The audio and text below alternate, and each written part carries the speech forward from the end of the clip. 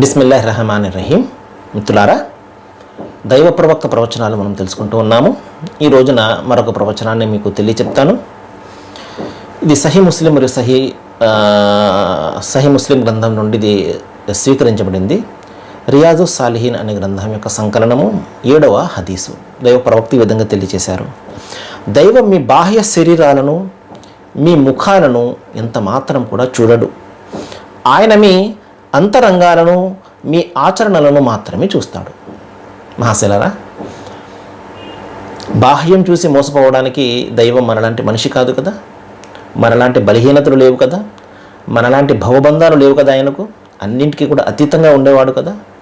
మనము మనుషులను మోసం చేసేయచ్చు, చాలా తేలికగా మోసం చేసేయచ్చు. ఎందుకంటే మనిషి కాబట్టి నమ్మకంతో మనం అతన్ని మోసం చేసేయచ్చు. ఈ వేషధారణతోటి చాలామందిని మోసం చేసేయచ్చు. కానీ దైవాన్ని మోసం చేయలేం కదా, మన అంతరాత్మను మోసం చేయలేం కదా. మహాశైలరా, దైవం తెలియజేసే విషయం ఏమిటంటే, ఆయన మీ బాహ్య స్వరూపాలను చూసి మోసపోడు, మీ యొక్క రూపురేఖలను చూసి ఆయన మోసపోడు. ఆయన మీ అంతరంగాలను, ఆంతర్యాలను పరీక్షిస్తాడు, పరిశీలిస్తాడు.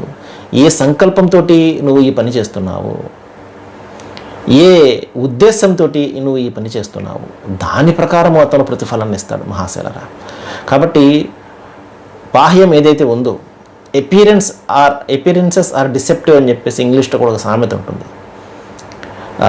Don't judge A book by its cover. ఒక పుస్తకాన్ని నువ్వు దాని యొక్క కవర్ని చూసి డిసైడ్ చేయకూడదు. అలాగే మనిషి యొక్క స్వరూపాన్ని చూసి మనం డిసైడ్ చేయకూడదు.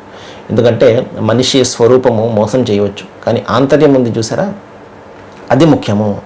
ఆంతర్యాన్ని ప్రజలందరూ తెలుసుకోలేరు కదా. కాబట్టి దైవము అతని ఆంతర్యాన్ని ఎరిగినవాడు కాబట్టి ఒక రోజున ప్రళయ దినాన ఒక వ్యక్తి వస్తాడు, ముగ్గురు వ్యక్తులు వస్తారు. ఒక వ్యక్తి తన యొక్క ధనాన్ని ఖర్చు పెట్టిన వాడే ఉంటాడు, ఇంకొకడు తన ప్రాణాలను త్యాగం చేసిన వాడే ఉంటాడు. ఈ విధంగా మరొక వ్యక్తి ఇంకా గొప్ప కార్యాలు, ఒక విద్యను ఆర్జించి ప్రజలందరికీ కూడా విద్యను బోధించిన వాడే ఉంటాడు. అప్పుడు దైవము ఆ వ్యక్తిని అడుగుతాడు, ఓ దైవమా, నేను విద్యను నేర్చుకుని నీకోసమే ప్రజలందరికీ కూడా విద్య నేర్పాను అంటే, లేదు, నువ్వు ప్రజలందరూ నిన్ను విద్యావంతుడు లేకపోతే జ్ఞానవంతుడని తెలుసుకొని పొగడాలని చెప్పేసి నేర్చుకున్నావు అని నేర్పావు, నువ్వు అవతల పో అని చెప్పేసి అతన్ని బరబరా ఈడ్చుకుపోవడం జరుగుతుంది. అదేవిధంగా దైవ మార్గంలో ప్రాణాలు అర్పించిన వాడు కూడా, నేను గొప్ప సూర్యుణ్ణి, వీరుణ్ణి అని ప్రజలు పొగడాలని చెప్పేసి ప్రాణం అర్పించిన వాడే ఉంటాడు. ఇంకొకడు నన్ను కర్ణుడు అని చెప్పేసి ప్రజలందరూ పొగడాలని చెప్పేసి ఖర్చు పెట్టిన వాడే ఉంటాడు. ప్రజలందరూ కూడా అదే విధంగా అనుకున్నారు. కానీ